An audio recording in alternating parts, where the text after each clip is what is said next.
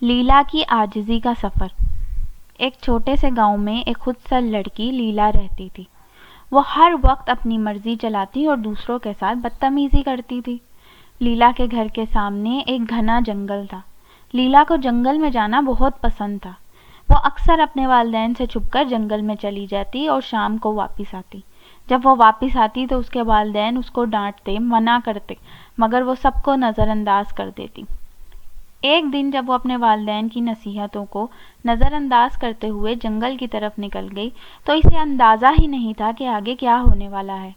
لیلا جنگل میں داخل ہو گئی اور جیسے جیسے وہ آگے بڑھتی گئی اس کے چہرے پر پریشانی کے آثار ظاہر ہونے لگے۔ جلد ہی اسے احساس ہو گیا کہ وہ راستہ بھٹک چکی ہے۔ گہرے جنگل میں لیلا ڈر گئی اور رونے لگی۔ اچانک ایک عقل مند بوڑھا الو ایک شاخ پر بیٹھا دکھائی دیا۔ چھوٹی لڑکی، تم کیوں رو رہی ہو؟ میں گھر کا راستہ بھول گئی ہوں اور گھر جانے کا راستہ نہیں جانتی، لیلا نے روتے ہوئے کہا۔ میں تمہاری مدد کروں گا، لیکن تمہیں وعدہ کرنا ہوگا کہ تم بات سنو گی اور دوسروں کے ساتھ نرمی سے پیش آؤ گی۔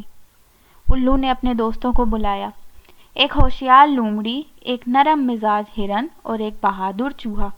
یہ سب مل کر لیلا کو گھر کا راستہ دکھانے لگے۔ لومڑی نے اپنی تیز نظر سے محفوظ راستے تلاش کیے، ہرن نے لیلا کو تسلی دی اور چھوٹے چوہے نے چھپے ہوئے راستے دریافت کیے۔ لیلا نے ان جانوروں کی مہربانی دیکھی اور اس کے دل میں شکر گزاری پیدا ہوئی۔